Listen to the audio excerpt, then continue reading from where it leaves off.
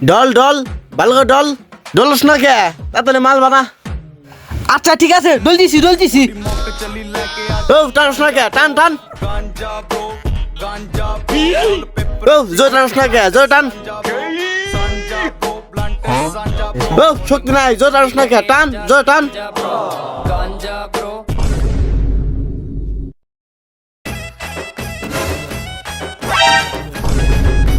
ওই কি রে মধু মধু খাবি না?